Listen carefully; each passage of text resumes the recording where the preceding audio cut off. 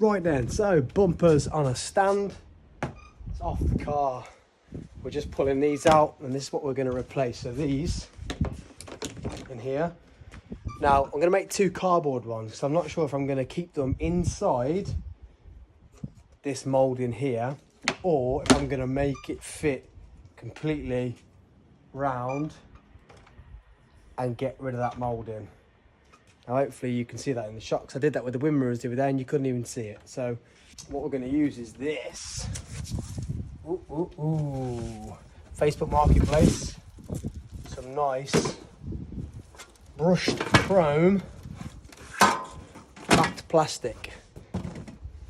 Yeah, cheap off Facebook Marketplace. So gang, we've got choices. This is the fully outside. Now I might even take it a little higher so I can repair this crack with it. I was thinking about maybe dipping it down slightly in the mold in there, but that's fully outside. And that is inside.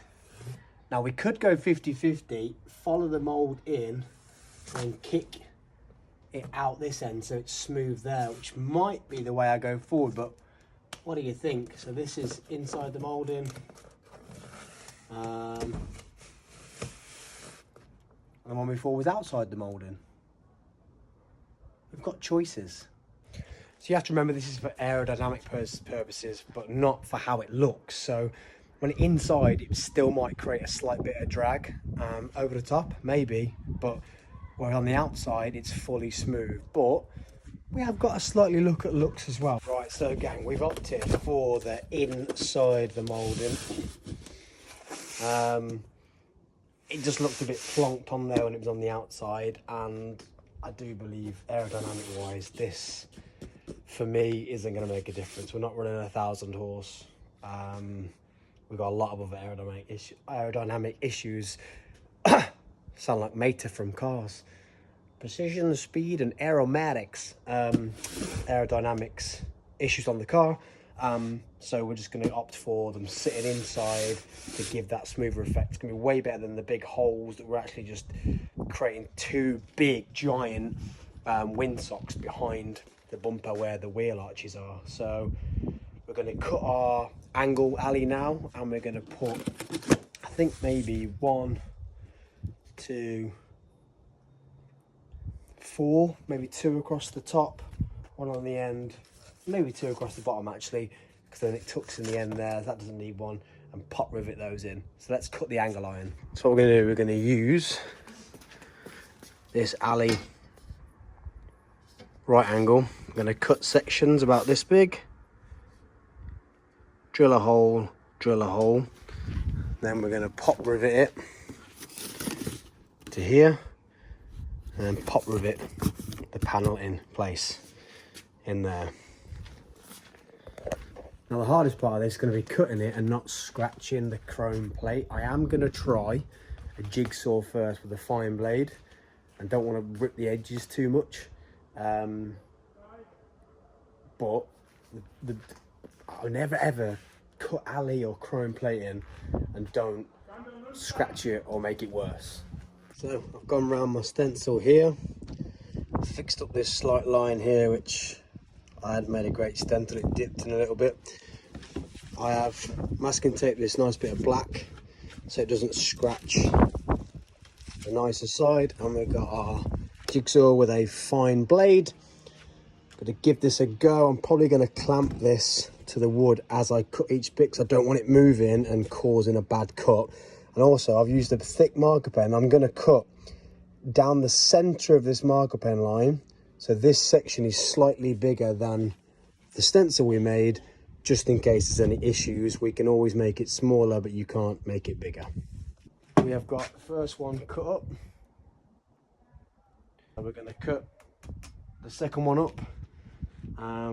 Right, so we're just finishing up making the brackets.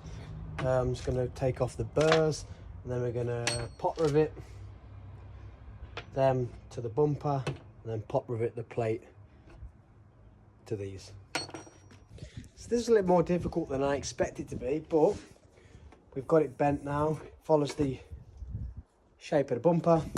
I've actually had to cut the end down slightly too to make it fit in. I said I've made the stencil a little bit bigger because you can always cut off, you can never add. So now I think we're happy with the size. We can now start to put the brackets in and get it pop riveted in. Try again. So the pot rivets are a no-go. They're just no good for plastic. So we've gone for these, opted for these tapered head sunken screws. So we're gonna countersink them, so when they're in, they are flush.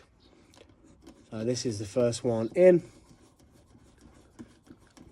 And there'll be a bolt on the back of here when that's in. And because you countersunk it, it's sitting up nice and flush. Now to put the rest in. Well then, it's not the prettiest back here. We are going to cut those down a little long, so we'll cut those down, but they do not look bad from the front. They do not look bad. And I'm going to get a bit of rubber or some thin foam that I can stick around the outside and push it in just to finish those gaps off. Yep, we do need to fix this somehow. It's only a motorsport fix though. Wow, I'm happy with that. Now to do the other side. Oh my giddy on, look at that. It just looks faster. That air going. 13s, here we go. So I'm gonna put one more bolt here. Just because it's a little bit soft there.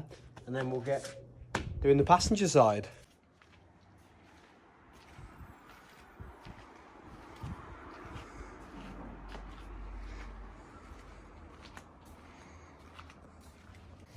Well, they ain't looking too bad, if I do say so myself. Guys, minus 2 weeks. T minus, T minus. I say that like I work for Nascar, I ain't got a clue what I'm saying. 2 weeks till VW action. Don't forget to like, share and subscribe, guys, and we'll see you on the flip side. Spuds.